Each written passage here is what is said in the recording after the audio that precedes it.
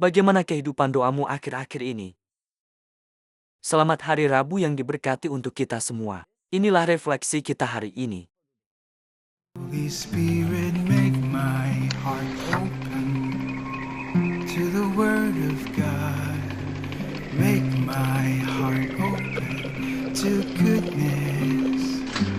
Make my heart open to the beauty of God every day. Amen.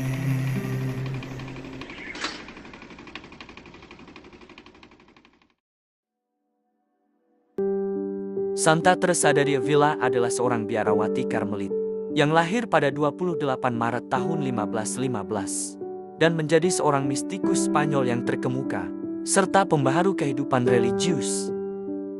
Ia menjadi tokoh sentral dalam gerakan pembaruan spiritual dan monastik.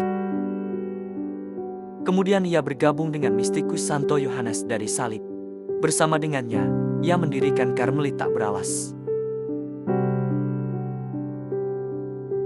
Autobiografinya, The Life of Teresa of Jesus, serta karya-karyanya, The Interior Castle dan The Way of Perfection, merupakan karya-karya penting dalam mistisisme Kristen dan meditasi Kristen.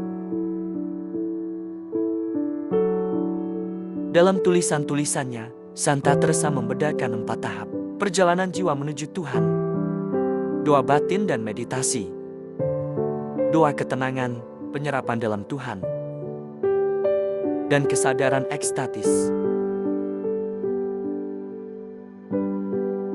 Kehidupan doanya membuatnya sangat yakin bahwa Yesus Kristus menampakkan diri kepadanya dalam bentuk jasmani, meskipun tidak kelihatan.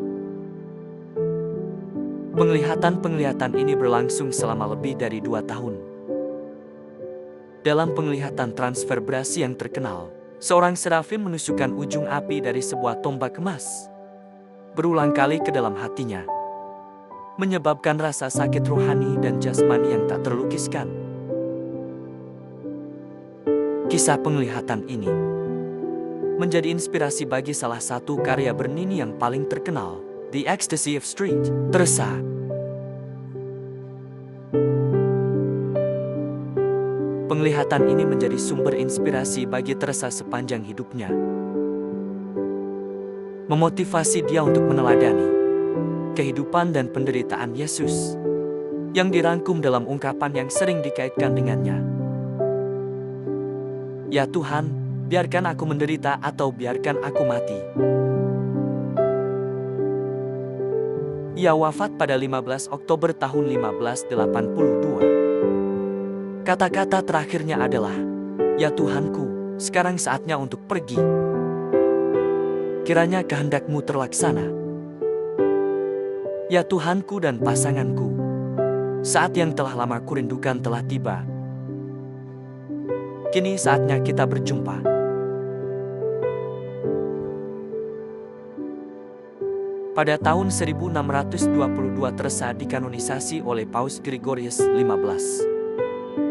Pada 27 September tahun 1970, Paus Paulus ke-6 menetapkan Teresa sebagai doktor gereja perempuan pertama.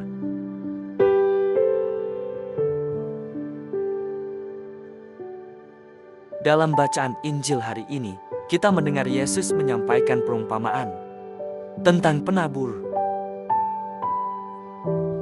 tentang orang-orang dalam berbagai tahap, dari kehidupan rohani mereka ke kehidupan rohani mereka.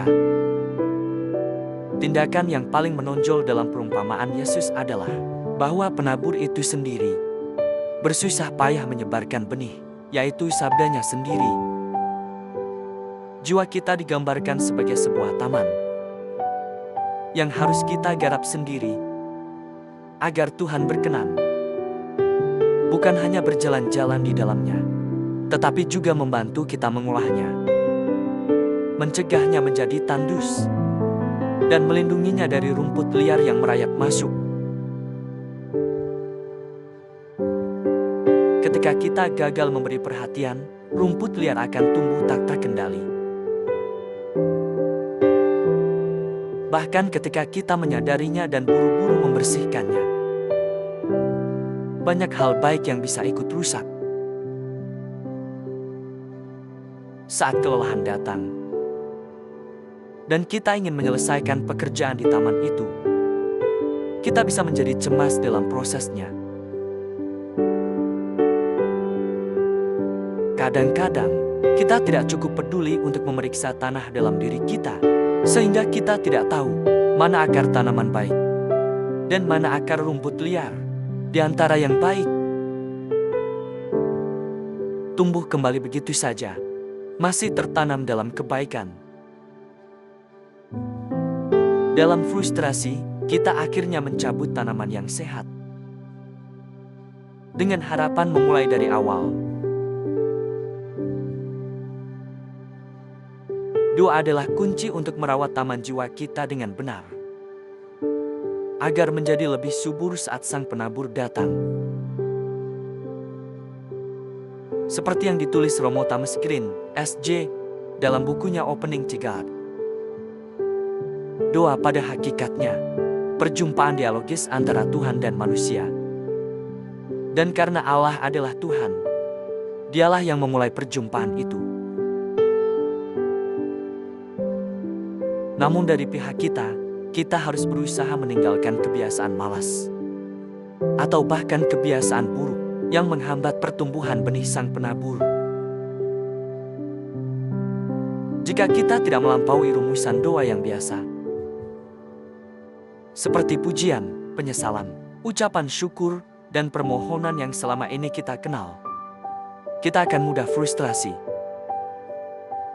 karena kurangnya pertumbuhan dalam kehidupan rohani kita. Kita perlu melangkah lebih dalam dari doa-doa yang bersifat rumusan, agar sampai pada makna doa yang sesungguhnya. Di hadapan Sang Penabur, benih harus jatuh di tanah yang subur dari jiwa kita, yang dimaksudkan sebagai taman, tempat Tuhan terkasih berkenan berdiam dan bersuka cita. Marilah kita berdoa dalam nama Bapa dan Putra dan Roh Kudus. Amin. Bapa kami yang di surga, kami memuji dan bersyukur kepadamu karena Engkau selalu lebih dahulu mengasihi kami. Bukalah aku dan buatlah aku peka terhadap sabdamu. Semoga kasih-Mu membentuk tindakan harianku. Semua ini kami mohon dalam nama Yesus yang kudus. Amin. Dalam nama Bapa dan Putra dan Roh Kudus. Amin. Tuhan memberkati keluarga Anda saudara-saudari. Tuhan memberkati Couples for Christ dan iman Katolik kita.